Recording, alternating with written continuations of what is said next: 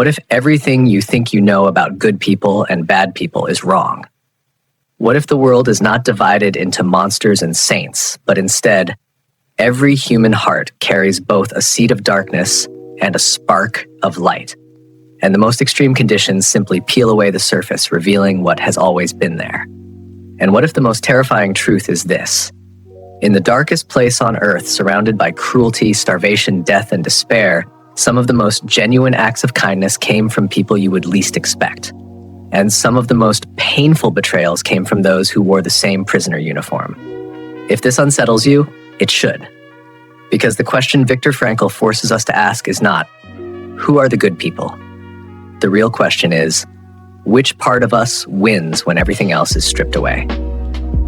Hello, friends. This is Tomorrow Better Version. And today, I want to take you into the first and perhaps most shocking psychological truth hidden inside Viktor Frankl's experience. The truth about good and evil inside the human heart.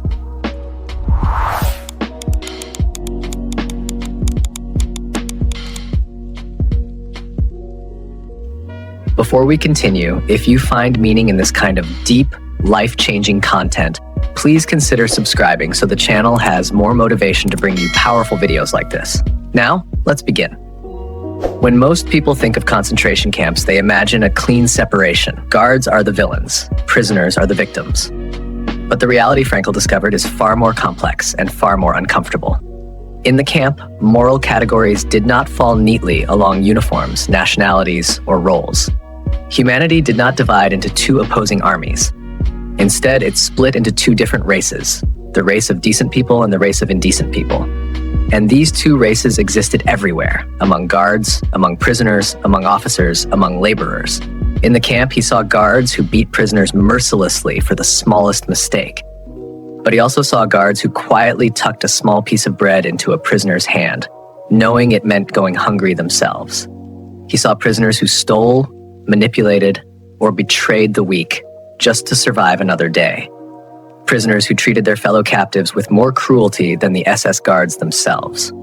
Yet among these same prisoners, he also found souls who shared their last bite of bread, who whispered encouragement at night when everything felt lost, who held onto their dignity even while the world tried to crush it. And the most haunting realization was this: someone's role, their uniform, their status, none of it guaranteed the content of their heart.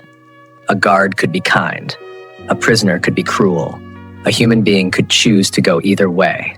Frankl recalls the moment a foreman, himself a prisoner, beat others worse than any guard. He also remembers another foreman who gave him bread and a gentle word. That gift was tiny, but what broke Frankl's heart was not the bread. It was the humanity attached to it, a reminder that even in hell, goodness could flicker like the smallest flame. What the camp exposed was not a new truth, but a truth humanity keeps forgetting. Good and evil are not social categories. They are personal choices, and the line separating them runs straight through the center of every human soul. This idea alone is powerful, but Frankl goes deeper. In the camp, you could not hide your character.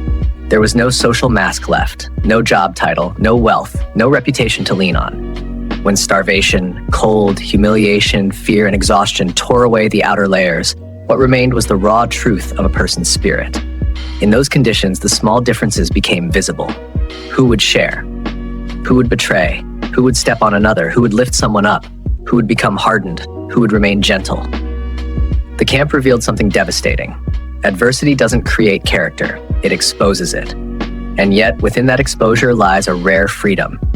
Even when everything is taken, freedom, dignity, identity, safety, even hope, a human being still retains one last freedom, the power to choose their attitude. Some prisoners, despite unimaginable suffering, refused to lose their compassion. They tried to comfort the dying. They whispered prayers. They protected the weakest. They held on to moral clarity like a final piece of home inside themselves. Others, faced with the same suffering, let bitterness consume them. They beat their fellow prisoners, hoarded food, cursed life, cursed God, cursed everyone around them. They became hardened reflections of the brutality they endured. Both lived through the same conditions, but their choices made them entirely different. Frankl shows us a universal truth. The deepest moral struggle happens inside the silent battles of the heart. A man is not good because he is a victim. A man is not evil because he is in power. A man becomes good or evil by the decisions he makes in the face of suffering. This perspective challenges us, maybe more than we want, because it means we don't get to outsource morality. We don't get to say, I'm good because I belong to this group, or they're bad because they belong to that group. No position in society, no label, no background can define the heart.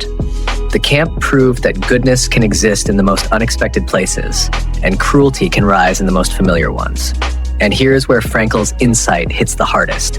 If good and evil run through every human soul, then the question is not which group is right, but which part of myself am I feeding every day? Even in normal life, without starvation, without death surrounding us, we face these small battles. To be generous or selfish, patient or angry, kind or indifferent, honest or comfortable. The camp magnified this truth, but the truth applies everywhere. Goodness requires effort. Evil requires only surrender. What Frankl learned in the camps is not a story about monsters in uniform.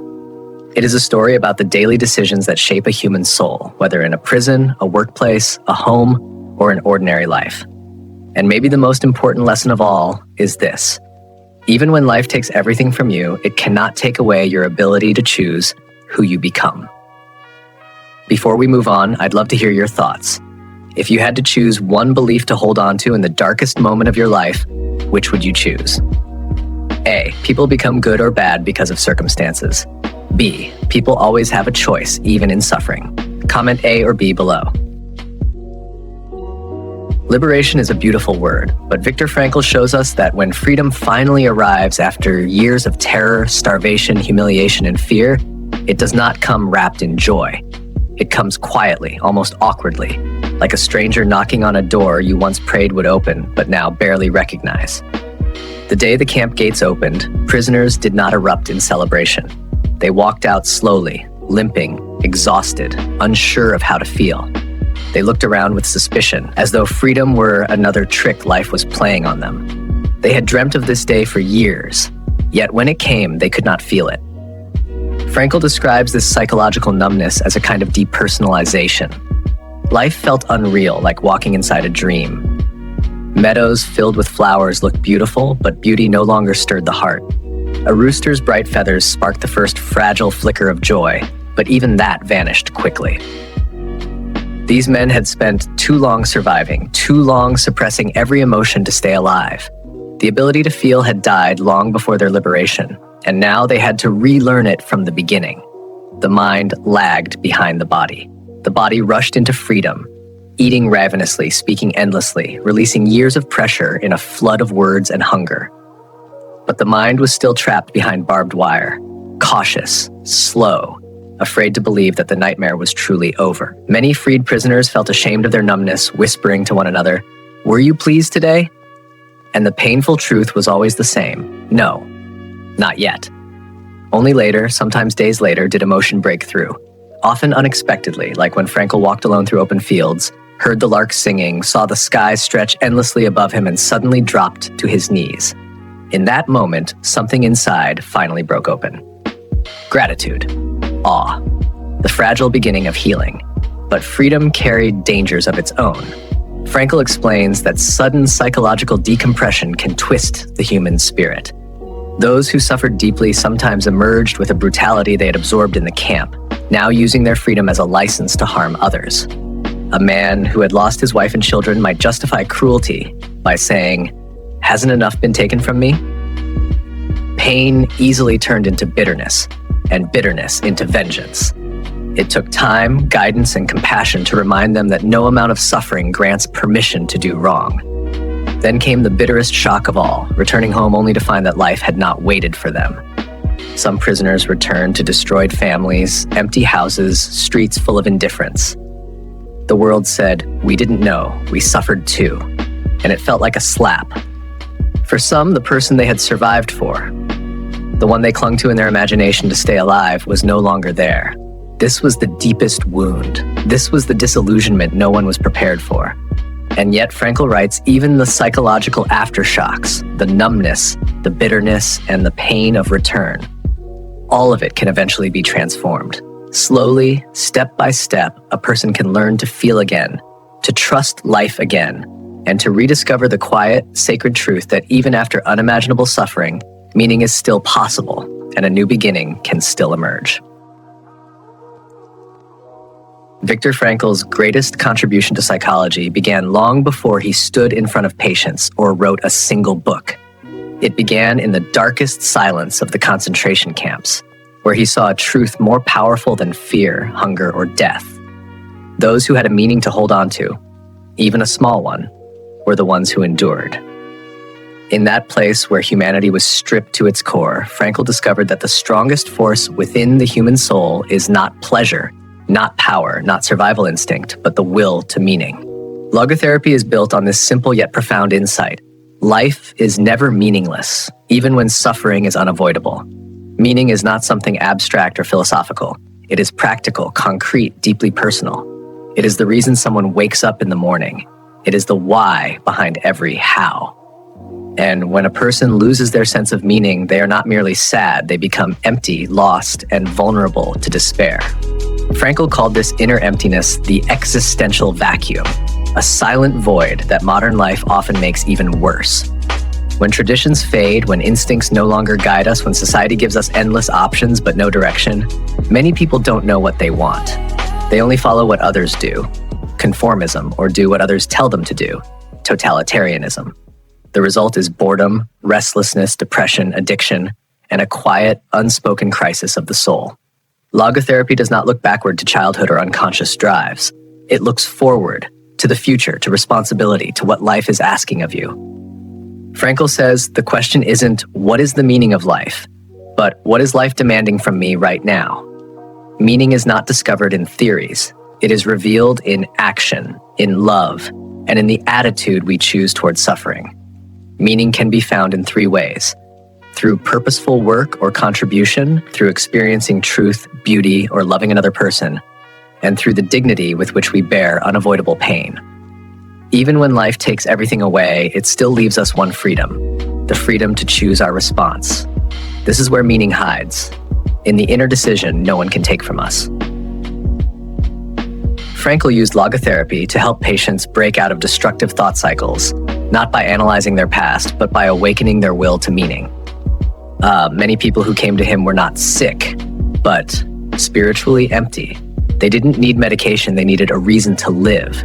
And when they found that reason, whether it was a person, a mission, or a responsibility, their suffering transformed from something unbearable into something purposeful.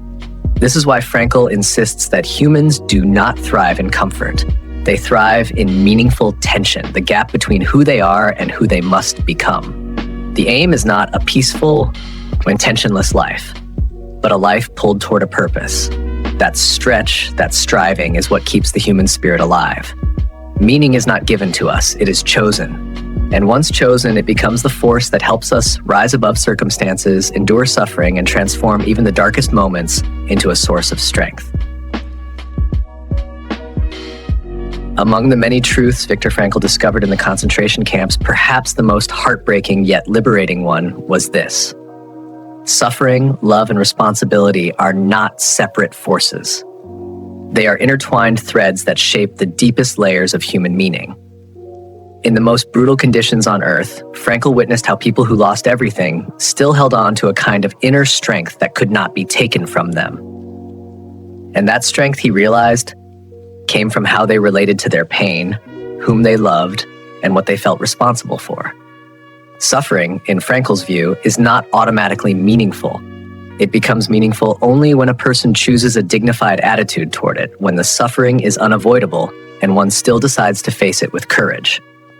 In the camps, prisoners did not have the power to change their situation. They could not run, fight, or escape, but they could choose their response. This inner freedom, this ability to take a stand despite everything, is what separated those who spiritually endured from those who collapsed within. Frankl described moments when a prisoner starving and freezing would point out a sunset to another, or when someone gave away a final piece of bread.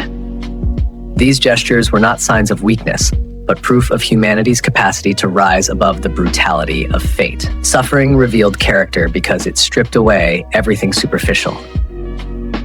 What remained was the truth, who a person really was when nothing else was left. But Frankl is careful to say that suffering is not required for meaning. It is meaningful only when it cannot be avoided. When suffering can be overcome, the right thing to do is to remove its cause, seek help, change circumstances, or fight for justice. To embrace suffering unnecessarily, he warns, is not heroic but harmful. Real courage lies in facing the pain that life inevitably gives: illness, loss, separation, and the unpredictability of fate, and transforming it into something that elevates the human spirit. Alongside suffering stands the second great pillar: love. Frankl believed that love is the only way to truly see another person in their deepest essence, not their appearance, not their habits, not even their current strengths, but their potential. When you love someone, you see the person they are capable of becoming. Love not only recognizes this potential, it also calls it forth. In the camps, Frankl survived many nights imagining conversations with his wife, not knowing live. Through these imagined dialogues, he realized that love is not limited by physical presence. It is an inner experience, a way of seeing another person so clearly that their image becomes a lifeline. Love gives meaning because it dissolves self-centeredness. It reminds a person that their life is not only about them, but also about the people they cherish. And even when the beloved is absent or gone, the meaning does not disappear. It becomes memory, responsibility, and a reason to continue living with dignity. Responsibility, the third pillar, ties everything together. Frankl believed that a meaningful life is not discovered through inner contemplation alone. It is revealed through the responsibilities life places before us: a task that must be completed, a person who depends on us, a value we must uphold, or a truth we must embody. Responsibility is the bridge between meaning and action. It transforms ideas into behavior, dreams into duty, and suffering into purpose. Frankl often asked his patients not, "What do you want from life?" but "What is life asking of you?"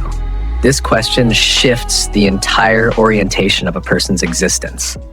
Instead of waiting for life to provide comfort or clarity, one steps forward to answer a call. Some people feel responsible for their children, others for their work, their art, or their community. Some feel responsible for healing from trauma so they do not pass their wounds to the next generation. Some feel responsible simply for living truthfully, refusing to become bitter or cruel even after life has wronged them. Responsibility is also essential in the way we relate to suffering. When someone faces unavoidable pain, the responsibility is not to find pleasure or escape, but to choose the most courageous attitude possible. This is why Frankl says that even when everything is taken from a person, one final freedom remains: the freedom to choose how they will bear what they must endure. There's a quiet nobility in this. A person who suffers with dignity becomes an example of strength to others, not because they wanted suffering, but because they transformed it. Frankl tells the story of a man whose wife died. In despair, he asked Frankl what meaning could possibly be found in such unbearable loss. Frankl responded by asking, "What would have happened if you had died first?" The man realized that his suffering spared his wife from experiencing the same pain. Suddenly, his grief held a purpose, an act of love expressed through endurance. In the same way, suffering can become a sacrifice, love can become a guiding light, and responsibility can become the map that pulls us forward.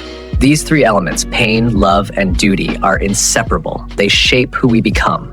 They give depth to our actions. They create meaning that cannot be stolen, even in the darkest places. Frankl teaches us that a meaningful life does not avoid suffering, nor does it deny love, nor does it escape responsibility. Instead, it faces all three honestly and transforms them into sources of strength, compassion, and purpose. One of Viktor Frankl's most important insights did not come from moments of suffering, nor from acts of courage, nor even from the horrors of the camps. It came from observing what happened after all of that, when people returned to freedom and suddenly found themselves face to face with a quiet, frightening emptiness. He called this emptiness the existential vacuum, a psychological crisis in which a person no longer knows what their life means, what they should strive for, or who they are supposed to become. This vacuum is not mere boredom or temporary sadness. It is a deep sense of inner void.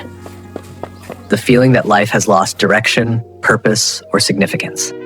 Frankl believed that this crisis became widespread in the modern world because traditional structures that once guided human behavior have weakened. Instinct no longer dictates what we must do, and social tradition no longer clearly tells us what we should do. For the first time in history, humans must choose their path without guidance, and this freedom, instead of liberating them, can overwhelm and paralyze them. The result is a silent epidemic. People who are externally free but internally lost. They don't know what they want, so they imitate what others do. They don't know what their life means, so they chase pleasure, power, or approval to fill the emptiness. Some fall into addiction, not because they desire pleasure, but because they cannot bear the void. Others fall into aggression as the vacuum turns into frustration. Many slip into depression, mistaking their despair for personal weakness, instead of recognizing it as a natural response to a lack of meaning. Frankl noticed that as society became more comfortable and technologically advanced, the existential vacuum grew stronger. Automation reduced the need for physical labor, giving people more free time than ever, yet leaving them unprepared to face the question, what will I do with my life?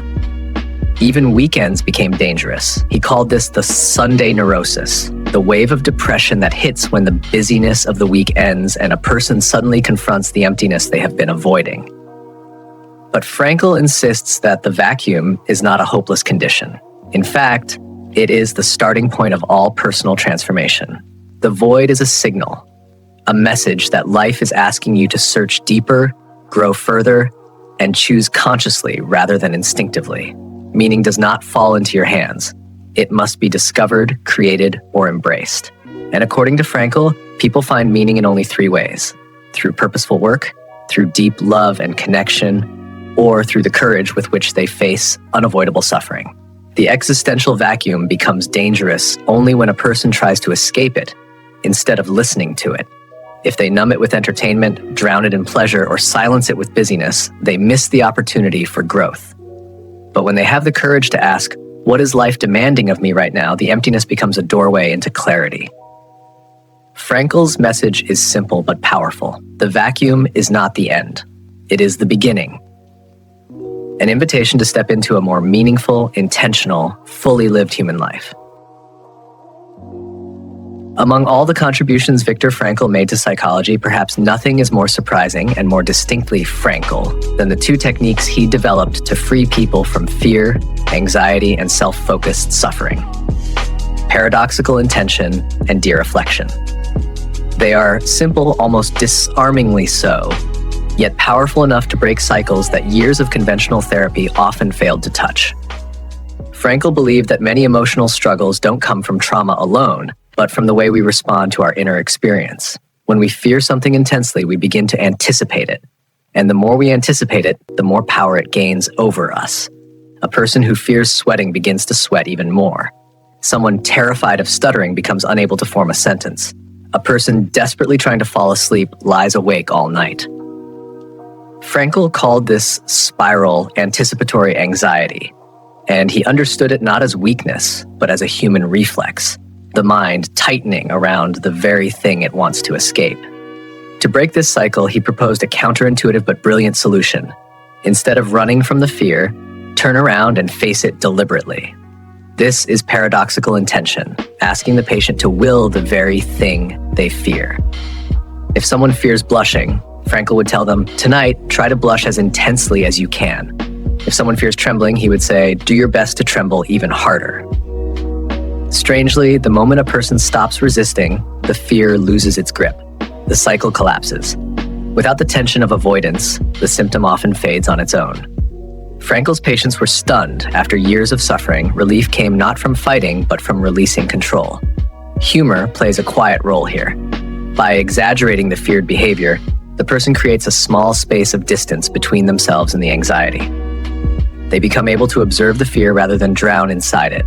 In that space, fear has nothing left to feed on. The second technique, de-reflection, addresses another subtle trap: hyperattention. When we focus too intensely on ourselves, our performance, our bodies, our emotions, we disconnect from the world. A person trying too hard to impress becomes stiff and awkward. Someone trying desperately to sleep becomes alert and tense. A person trying to experience pleasure becomes unable to feel anything at all. Frankl's answer was to redirect attention outward, away from the self and toward a task, a person, or a meaningful action. Instead of trying to sleep, focus on staying awake. Instead of trying to feel desire, focus on the partner rather than the feeling. Instead of trying to be confident, focus on the conversation itself. When attention shifts outward, the inner noise quiets. The self relaxes, the body follows. Both techniques share the same core truth. When you stop fighting your inner world stops fighting you. Logotherapy frees people not by digging endlessly into the past, but by guiding them toward meaning, courage, and the ability to step outside the prison of fear. Paradoxical intention and dereflection remind us of something deeply human, that we are not helpless before our anxieties. Sometimes freedom comes from softening, not resisting. Sometimes healing begins the moment we stop running from ourselves and gently reclaim the ability to choose our response. At the heart of Viktor Frankl's philosophy lies a conviction so powerful, so daring, that it reshapes everything we think we know about suffering, freedom, and human nature. It is the belief that even in the most extreme conditions, even in a concentration camp where everything can be taken from a person, one last freedom always remains, the freedom to choose one's attitude. This is not an abstract idea. It is a truth Frankl witnessed carved into the souls of real men in real torment. It is the truth that some walked into the gas chambers with prayers on their lips, while others, placed in the exact same hell, collapsed morally long before their bodies gave out. Throughout his observations, Frankl saw something unmistakable. Human beings are not defined by their circumstances. They are defined by how they respond to them. This is why he insisted that we must avoid a simplistic view of people as good or evil based on the groups they belong to. He saw prisoners who were crueler than guards and guards who secretly shared their food with the starving. What mattered was not the uniform they wore, but the decisions they made in the face of power, fear, and despair. This idea that the line between good and evil cuts through every human heart is the foundation of Frankl's understanding of meaning and responsibility. The camp did not create goodness or wickedness. It merely stripped away the masks. When everything external is removed, only the inner choice remains. And this brings us to one of Frankl's most courageous claims. No matter how brutal the external world becomes, a person is never merely a victim. There is always a residue of freedom, however small, that survives. It might be the freedom to help a fellow prisoner even when you yourself are starving. The freedom to refuse hatred even when you are surrounded by violence. The freedom to rise each morning and whisper, "I will not let this break what is human in me." Frankl believed this freedom is inseparable from responsibility. Freedom without responsibility becomes chaos. Responsibility without freedom becomes oppression. But together they create dignity. The unmistakable dignity of a human being who recognizes that life is asking something of them. Not, what can I expect from life, but what is life expecting from me right now? This shift turns a person from passive sufferer to active responder. It transforms tragedy from meaningless pain into a challenge, a question, a call to action. Frankl describes this beautifully when he says that every human being is questioned by life, and that our only meaningful response is to take responsibility for answering through our choices, even when the choices are painful or limited. He applied this belief even to death and dying. Some prisoners, knowing they would not survive, still cared for others, comforted the weak, or shared their last piece of bread. Their suffering, though unavoidable, became meaningful because they chose how to bear it. They proved that human beings are capable of rising above biological instinct, fear, and brutality.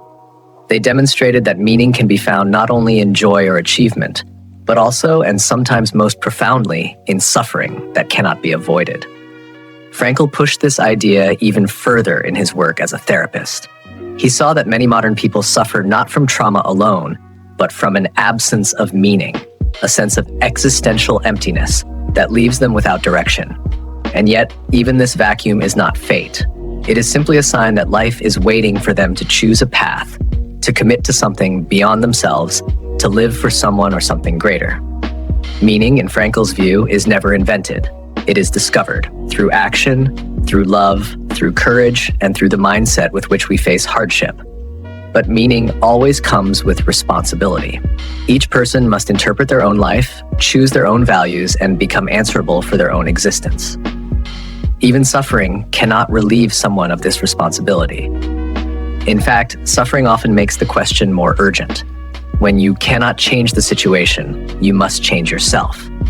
That is why Frankl said freedom must be balanced by responsibility. He even suggested that America's Statue of Liberty should be paired with a statue of responsibility on the opposite coast.